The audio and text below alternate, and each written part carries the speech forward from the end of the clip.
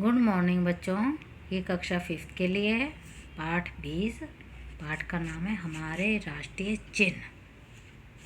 भारत एक स्वतंत्र देश है। यह देश अत्यंत विशाल है। भारत में प्राचीन काल से एकता की परंपरा चली आ रही है। इस विशाल देश के संचालन के लिए एक संविधान अपनाया गया है। प्रत्येक भारतीय, चाहे वह किसी भी प्रदेश का निवासी हो, अपने देश भारत पर गर्व करता है। विश्व के सभी स्वतंत्र देशों का अपना राष्ट्र ध्वज, राष्ट्रगान एवं राष्ट्रीय प्रतीक चिन्ह होता है। ये हमारे देश की एकता को मजबूत करते हैं। आइए हम इन तीनों के बारे में विस्तारपूर्वक जानकारी प्राप्त करें। हमारा राष्ट्रीय ध्वज। बच्चों, तुम प्रतिवर्ष स्वतंत्रता दिवस और गणतंत्र दिवस मनाते हो। इन विशेष अवसरों पर राष्ट्र ध्वज फहराया जाता है। तुमने सरकारी भवनों पर इसे लहराते अवश्य देखा होगा। विदेशों में हमारे दूतावासों के भवनों पर भी यही ध्वज फहराया जाता है। इस ध्वज को 22 जुलाई 1947 को ही स्वीकार कर लिया गया था। आइए इसके आकार और रंगों के बारे में जानें। राष्ट्र ध्वज आकार में आयताकार होता है। इसकी लंबाई चौड़ाई का अनुपात 3:2 होता है। यह ध्वज 3 समानांतर पट्टियों में बटा होता है। ये पट्टियाँ 3 रंगों की होती हैं, अतः इसे तिरंगा कहा जाता है। सबसे ऊपर केसरिया रंग की पट्टी होती है। इस रंग के पीछे एक लंबा इतिहास और परंपरा है। आपने देखा होगा कि साधु सन्यासी केसरिया रंग के ही वस्त्र पहनते हैं। केसरिया रंग जागृति, शौर्य एवं त्याग का प्रतीक है। यह हमें देशभक्ति का स्मरण कराता है। प्राचीन काल में सैनिक युद्ध भूमि में जाते समय केसरिया वस्त्र ही धारण करते थे। इस प्रकार तिरंगे का केसरिया रंग हमें वीरता, बलिदान तथा उच्च गुणों को बनाए रखने की प्रेरणा देता है। ध्वज के बीच की पट्टी सफ़ेद है। सफ़ेद सत्य और पवित्रता का प्रतीक माना जाता है। सत्य को हमें अपनी भाषा और आचरण में अपनाना चाहिए और विचारों में पवित्रता बनाए रखनी चाहिए। सत्य और पवित्रता को सभी धर्मों में स्वीकार किया गया है। यह रंग शांति का भी प्रतीक है। यह रंग हमें जीवन में सच्चाई, पवित्रता एवं सादा जीवन अपनाने की प्रेरणा देता है। तुम इस सफ़ेद पट्टी के नीचे हरे रंग की पट्टी देख रहे होगे। हरा रंग जीवन में खुशहाली का प्रतीक है। हमारा देश कृषि प्रधान देश है। इस रंग में हमारे देश के खेतों की हरियाली की झलक मिलती है। हरा रंग विश्वास का प्रतीक भी है। सफ़ेद पट्टी के बीचों बीच एक नीले रंग का चक्र देख रहे होगे। इस चक्र का व्यास समूची सफ़ेद पट्टी की चौड़ाई के बराबर है। इसमें 24 कमानियाँ हैं। इस चक्र की अपनी पृष्ठभूमि है। वाराणसी के पास सारनाथ में एक स्तंभ है।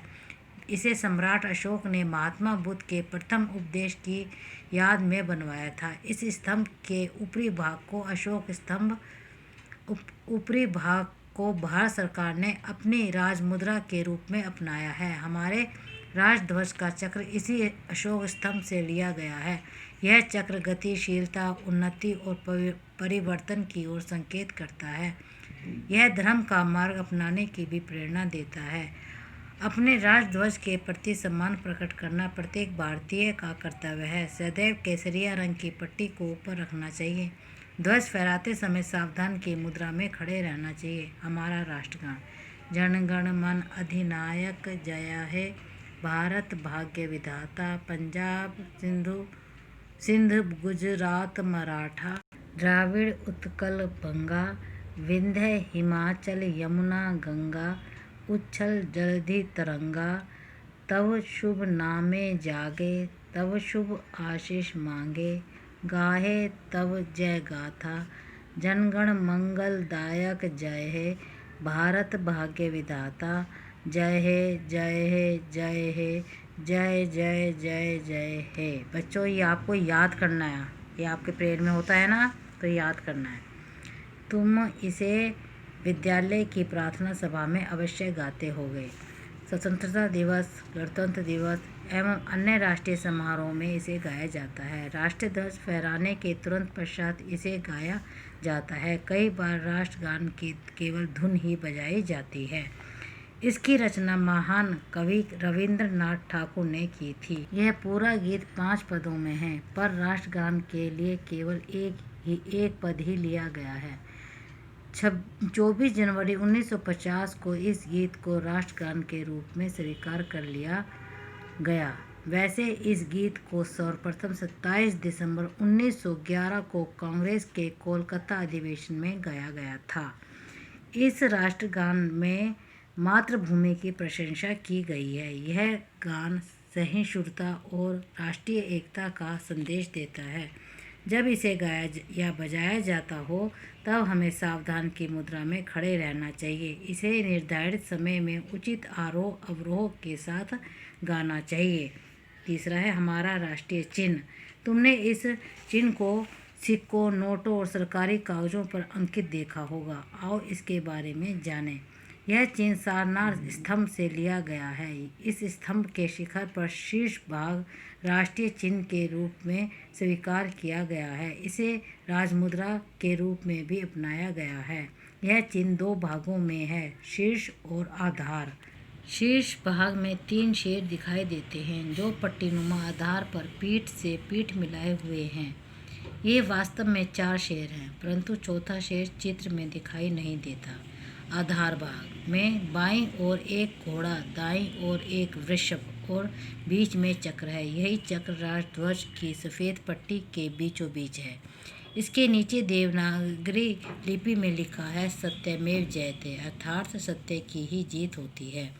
राष्ट्रध्वज और राष्ट्रगान के समान राष्ट्रीय चिन्ह का भी बहुत महत्व है। चक्र गति और खुशहाली का प्रतीक है। शेर साहस और शक्ति का प्रतीक है। घोड़ा ताकत और चाल का प्रतीक है। वृषभ कठिन परिश्रम और स्फूर्ति को दर्शाता है।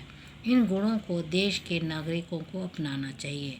तुमने पढ़ा ही होगा कि कलिंग युद्ध के भीषण नरसंहार को देखकर सम्राट अशोक का हृदय परिवर्तित हो गया था।